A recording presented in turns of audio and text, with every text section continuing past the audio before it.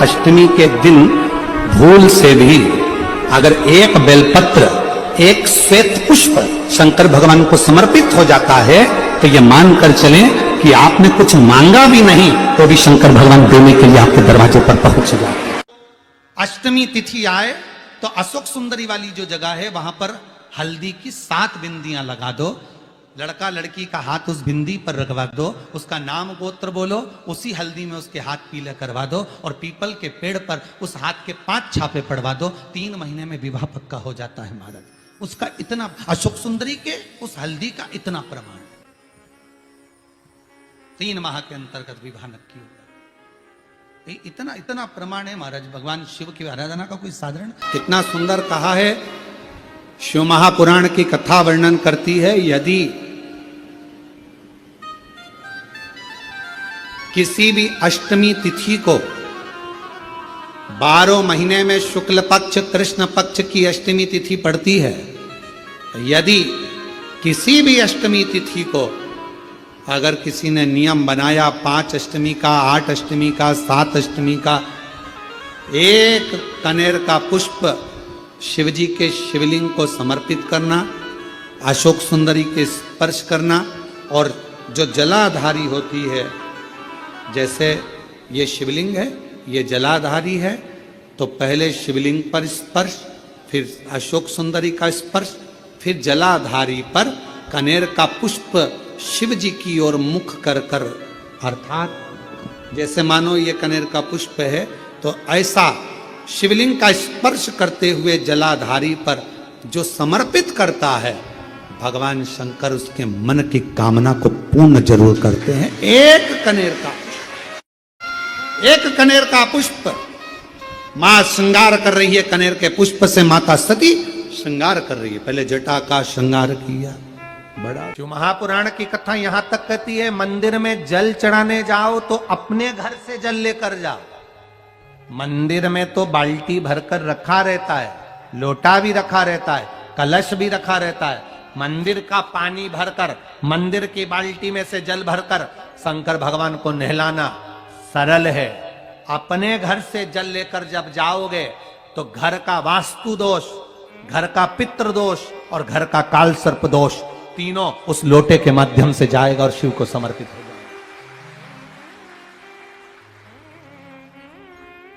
आज फिर निवेदन करूंगा, इस नेपाल देश की पावन धरा से डोलेश्वर महादेव की कथा में निवेदन करना चाहूंगा। जो बेटा बेटी नौकरी के लिए अप्लाई कर रहे हैं, जो बेटा बेटी चाहे सरकारी नौकरी हो, प्राइवेट नौकरी हो, सर्विस के लिए अप्लाई कर रहे हैं, उन बेटा बेटियों से निवेदन है, दुर्वा शिवजी को समर्पित कर कर, केवल दूब जानते हो ना, दुर्वा सब जानते हैं। दुबा जो माला पिनाई थी उसमें बहुत सारी लगी थी, पढ़ी है यहाँ, बताना जरा।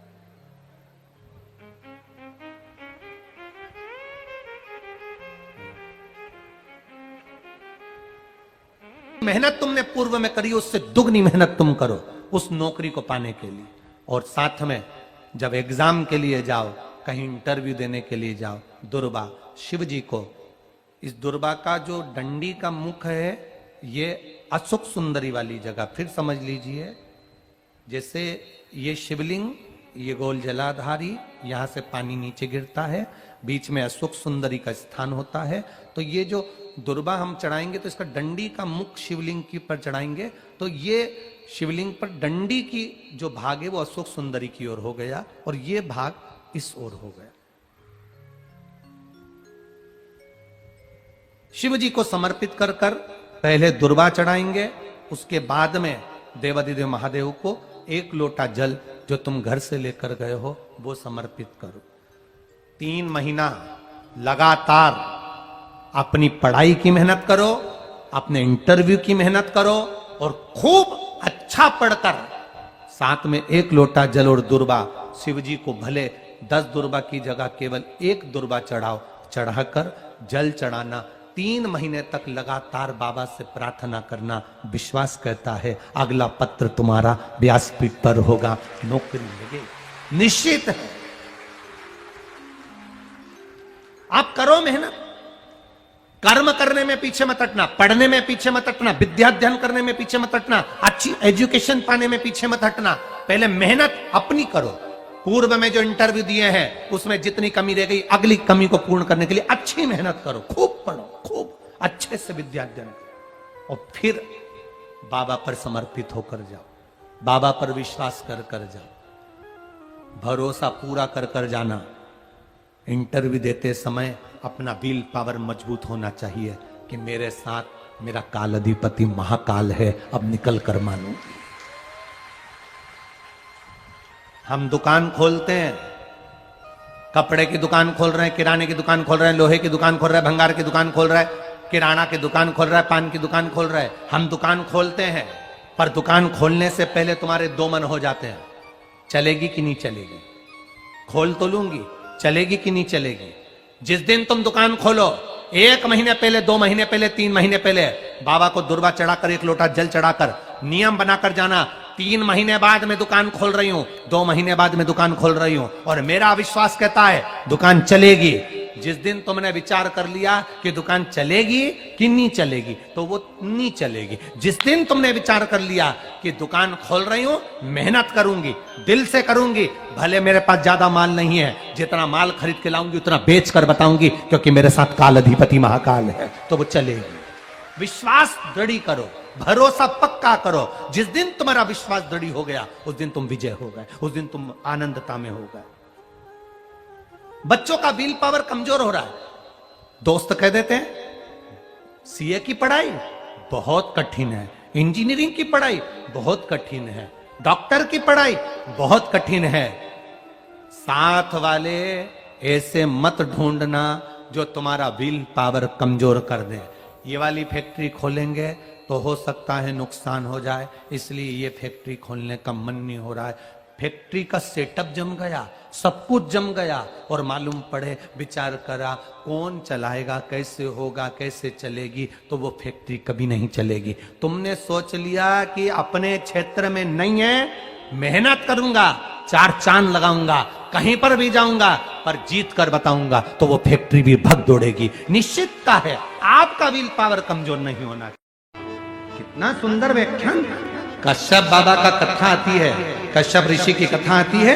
कश्यप बाबा स्वयं एक यज्ञ की रचना करे, और उस यज्ञ की रचना करने में कश्यप बाबा को गौ माता की जरूरत पड़ी कि गाय लाओ, यज्ञशाला में बांधना है। कश्यप ऋषि गाय लेने के लिए वरुण देवता के पास चले गए। वरुण जी गाय चाहिए।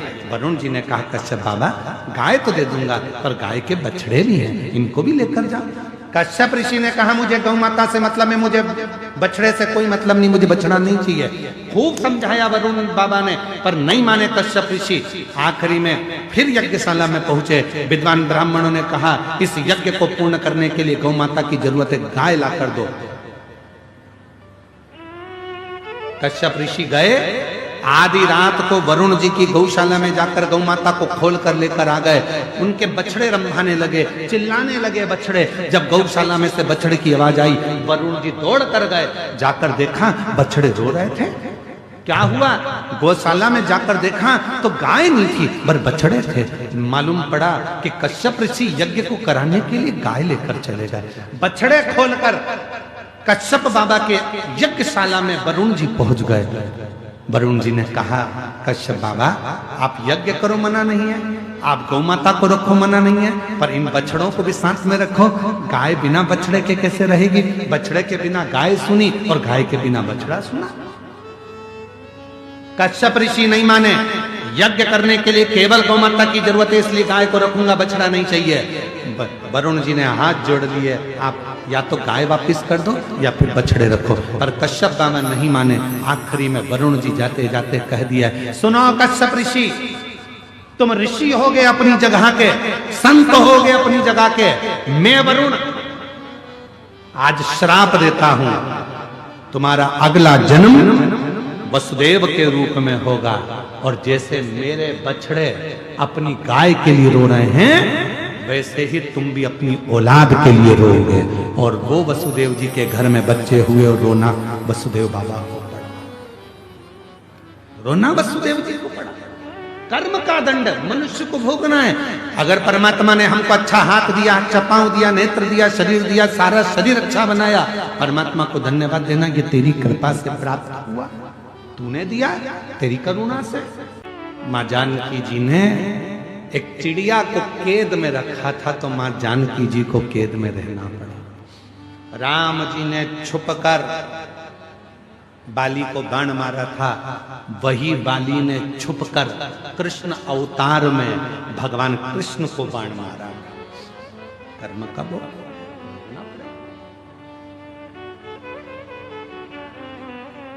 कितना सुंदर एक प्रसंग आता है।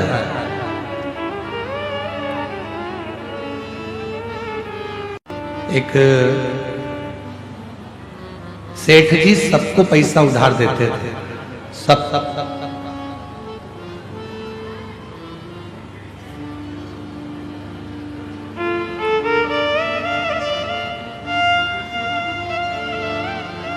सेठ जी सबको पैसा उधार देते थे, सबको।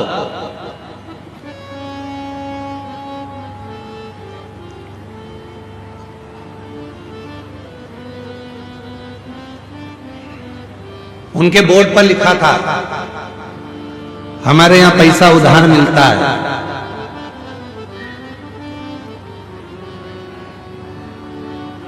जीते जी दे देना, नहीं तो मरने के बाद दे देना। बोर्ड पे लिखा था। और गिदम में भी कोई हो ऐसा तो जरूर पक बता देना। एक सेठ जी के दरवाजे पर लिखा था, हमारे यहां पैसा उधार मिलता है, जीते जी दे दो, नहीं तो मरने के बाद दे देना।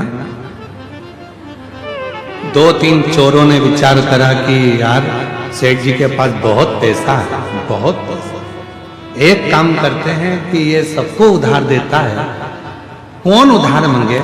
एक काम करते हैं, आज इसकी तिजोरी का पूरा माल निपटा जाता है, सब चुरा लेते हैं। जब इतना पैसा है और सबको उधार देता है तो सब चुरा लेते हैं, सारा के साथ। ठीक है।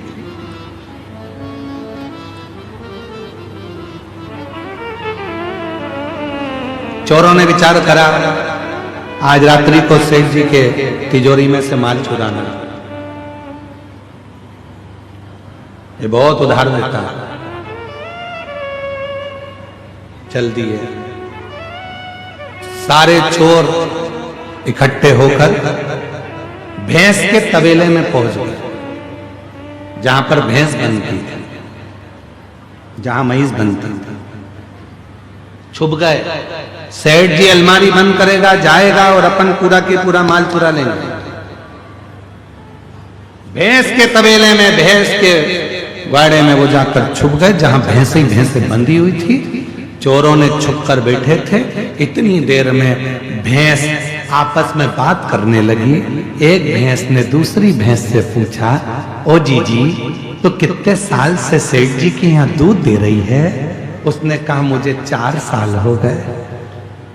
दूसरी से पूछा, तुझे कितने साल हो गए? मुझे 10 साल हो गए सेठ जी के यहाँ दूध देते देते। तीसरी ने पूछा, तुझे कितने साल हो गए? उसने कहा, मुझे 12 साल हो गए सेठ जी के यहाँ दूध देते देते। सब आपस में बात कर रही थी।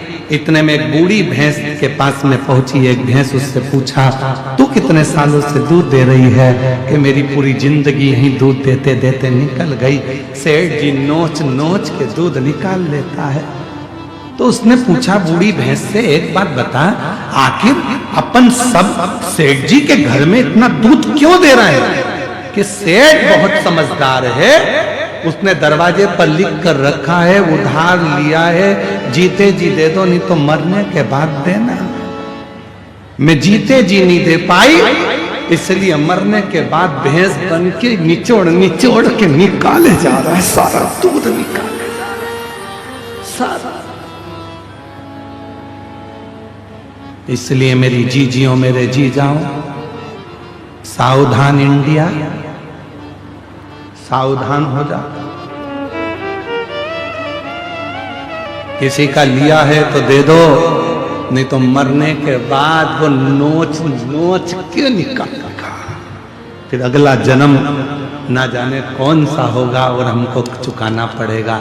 भगवान की कृपा है जो अच्छे कुल में जन्म लिया, भगवान की कृपा है अच्छे घर में जन्म लिया, भगवान की कृपा है अच्छी पत्नी, अच्छे बच्चे मिले, भगवान की कृपा है जो 2 रोटी खाने को मिली, भगवान की कृपा है जो पूरा शरीर अच्छा दिया, और भगवान की कृपा है जो कहीं अच्छे लोगों से मिला दिया, ये उसकी कृपा है। इसलिए प्रयास करो कि अच्छा कर्म कर कर जाना, बुरा कर्म कर कर। खुश कैसे रह सकते हैं, प्रश्न था। अब फिर लेटर को ढूंढना पड़ेगा, इसलिए हमने प्रश्न याद कर लिया। 18 प्रश्न है, 18 प्रश्न में से तीसरा प्रश्न है खुश कैसे रह सकते हैं। इसका एक ही तरीका, एक कथा को सुन लो। खुश रहने के लिए एक कथा अपनी जिंदगी में उतार लो कि एक लड़का एक गुरुजी के पास में पहुंचा और गुरुजी से बोला कि गुरुदेव खुश कैसे रह सकते हैं। गुरुजी ने कहा चल मैं तेरे को बता दूंगा खुश कैसे रह सकते हैं। ये मेरा पानी का जो हंडा है इसको तू थोड़ा सिर पे रख ले, अपने को थोड़ा काम कर कर आते हैं, फिर मैं बताऊंगा तेरे को। उसने सिर पर पानी का हंडा रख लिया, दोनों हाथों से पानी पकड़कर चलता रहा 2 किलोमीटर, 3 किलोमीटर, 4 किलोमीटर, 5 किलोमीटर चलता। अब उसके हाथ भी दुखे, सिर भी दुखे, चलते जा। कुछ कैसे 6 किलोमीटर चलने के बाद वो इतना थक गया, गुरुजी ने आखिरी में कहा बेटा अब तू इस पानी के मटके को नीचे रख दे। उसने पानी का मटका जैसे ही नीचे रखा, इतना आनंद में हो गया, इतना खुश हो गया। गुरुजी ने पूछा क्यों बेटा, खुशी मिली? हाँ गुरुजी, जब तक सिर पे था इतना वजन लग रहा था, हाथ भी दुख रहे थे, सिर भी दुख रहा था, चलते भी नहीं बन रहा था, अब एकदम आनंद में हो गया।